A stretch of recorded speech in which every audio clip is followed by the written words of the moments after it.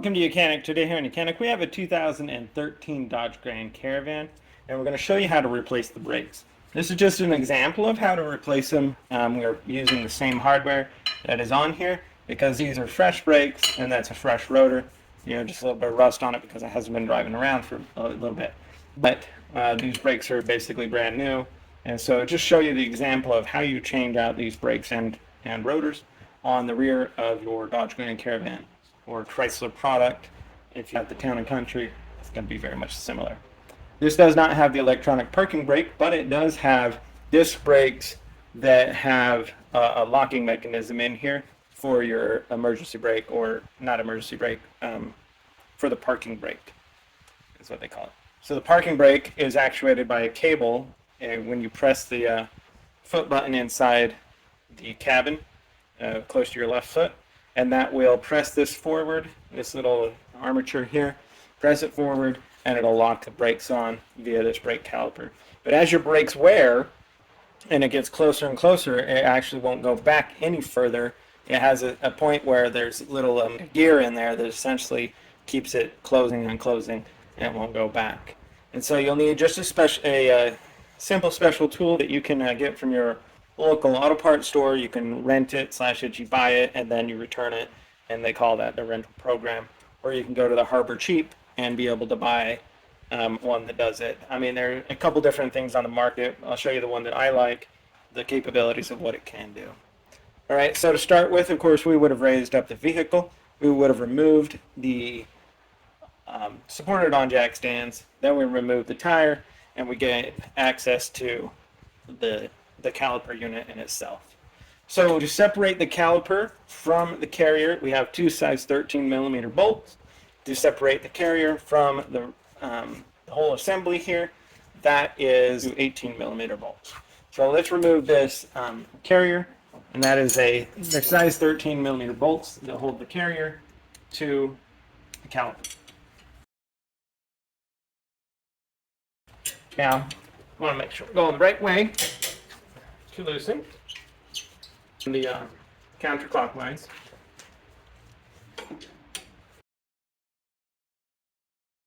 And these, they may spin, so you may have to get a bigger wrench on it or a pair of pliers to hold the slide pins.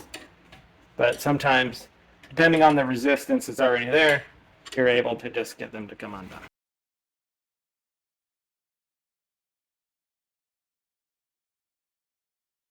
So with our two size 13mm bolts loosened, now we'll be able to pull the caliper unit away from the carrier unit. And the brake pads on this one should stay within the carrier unit. You may need some pry bar action depending on how solid this is in here.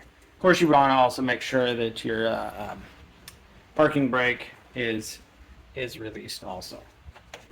So we can move this caliper and be able to set it up back here to rest it there where we're not putting a lot of strain on the brake hose itself. And we see our brake pads here. These we can just be able to pop them out. And we just pull them back and then kind of spin them out and they'll come away. We have the wear sensor indicator on this, which is going to make an awful sound once it hits the rotor to let you know that you're getting low on your brake pad life, and that is on the outside for this model. Do the same with the back brake pads, and that also has a wear sensor. Not all vehicles have wear sensors on both sides. This one just happens to. So that being removed, now if you have new brakes with new hardware, you would just pop these off and pop new hardware in here, being that we are reusing the components that we have, showing the example of how this is done. We're not going to pop this hardware off, but the way this hardware does work is you have kind of this spring mechanism, and when you put the brake in, it has this is a spring metal that's going to pull your brakes back so that they don't ride on the rotor. So when we do put our brakes back in, we'll want to make sure that we press them in there.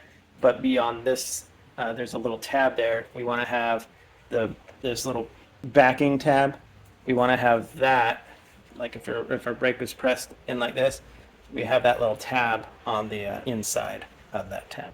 That helps pull the brakes away from your rotor so that you don't prematurely wear your brake pads down.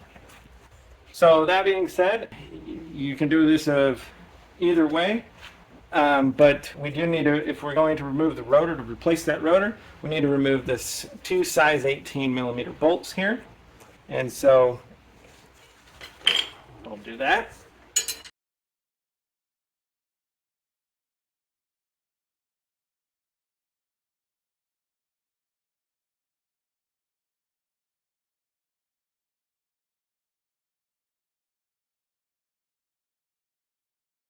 And then, so as we remove these, there is this little metal plate on this model.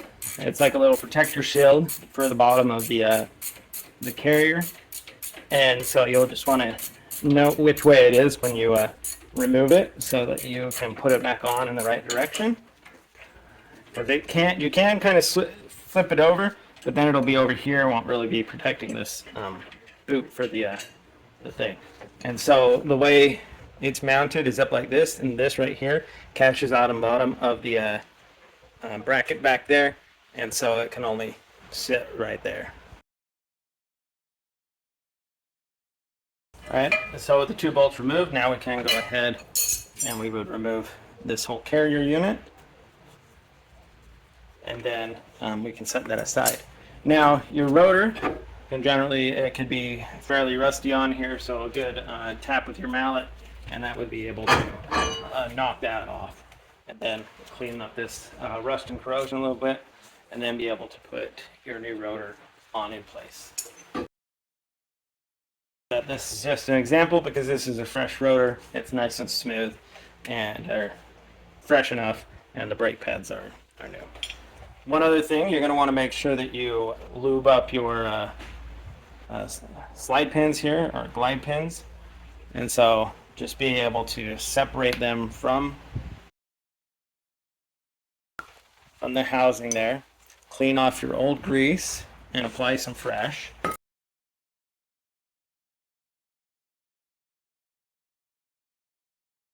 Just want to make sure we have a good amount, but we don't want to go, don't go overkill on it. I like to spin it as it goes in. It's not always necessary, but I feel like it coats everywhere. Make sure that you get some on that where this boot seals against there. That'll help keep it together and also moisture out. Same thing on the bottom one now, or the bottom or the top. You notice this one has a little rubber dampener, which is to help it from chattering. So I want to make sure that that's still on there to go together.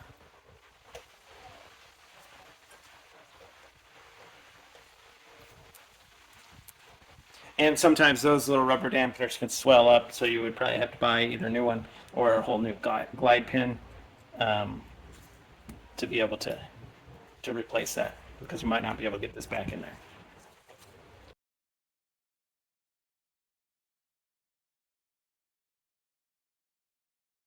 Okay, so that would be all serviced. Now, like I said, if we were replacing, we would replace each of these and make sure that when we put them back on, or the new ones, that we have them in the right direction.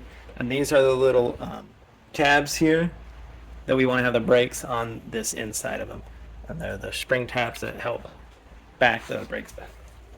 So that being done, then now we can go ahead and slide our carrier bracket back on, install our number 18 millimeter bolts.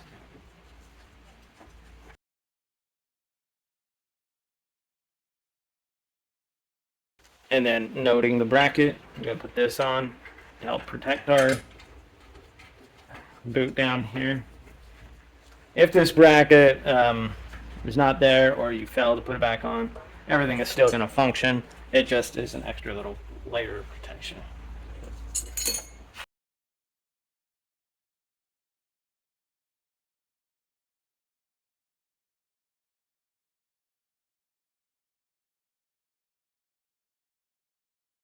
So we get those two size 18 bolts all tightened up, good to go. And now you would take your brake pads and be able to put them on. You can put them on before also, before you attach it on here. Put this one on the inside. Just if you position it, angle it in, and then that way you'll make sure that you capture those spring metal so that it will pull your brake pads back.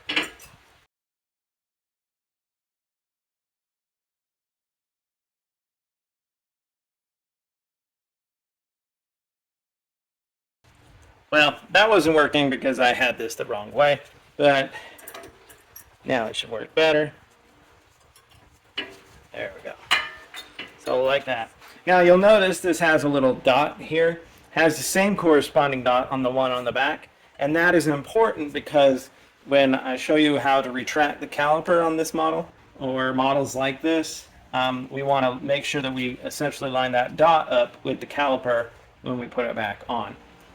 So that when that brake works the way it works, it's not just constantly spinning around.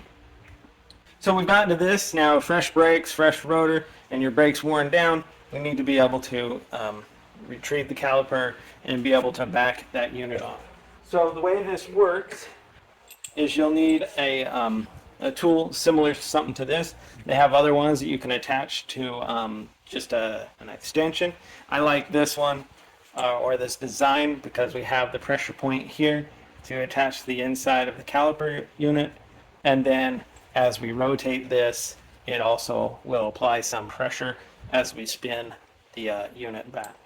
Now you'll have to find the in the tool kit you have different adapters, and so you'll need to find the one that is of the right size to spin this back. So with our caliper here, by holding the caliper, what you're going to see, you'll see these little groove slots here, and that's where you're going to find the adapter that's going to fit in here to attach into those grooves, and then be able to take the other two prongs on your tool and line those up.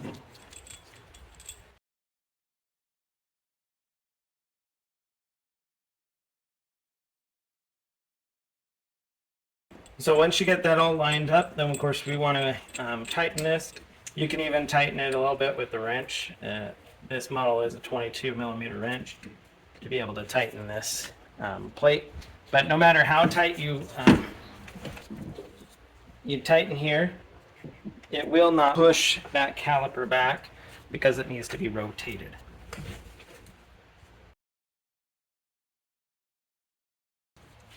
And so then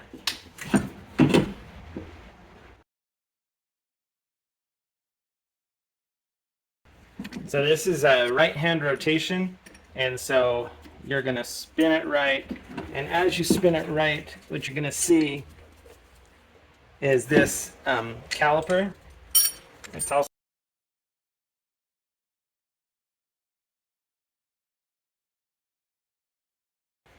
you kind of want to keep tightening that as you spin it. But the thing is when we're spinning it, as we spin right, you're going to see that this caliper is going in. And so we are pressing the caliper back as we spin. That's it. Until you'll feel the resistance, and that's when you would definitely stop. Now, because we want to line up the little dot that's on the back of that brake pad, we want to make sure that we have this pretty close to your even in the middle. So then we can, so once we have our caliper unit pushed back, then we can go to be able to install our unit over the brakes and get that lined up where it's at. And that little V on there will line up with the dot pin on the back, and so it works the brakes the way it needs to. So now we put in our size 13mm bolts, and we tighten those up.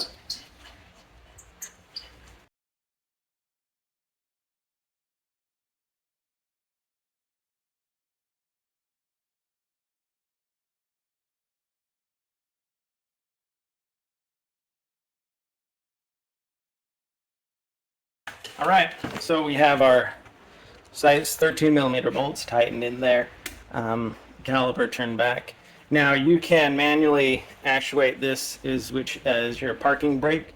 So we can manually actuate that to be able to get this to loosen up some of that slack, or just make sure you pump the brake a few times before you drive, and to be able to take up that slack inside there. So when you're done doing all this, then of course you put your tire back on and torque the tire to spec, put the car on the ground, and be able to go on your merry way.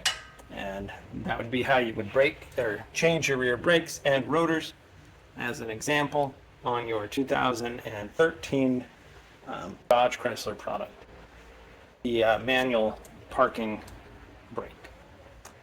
Thanks for watching YOUCANIC, where you can be the mechanic.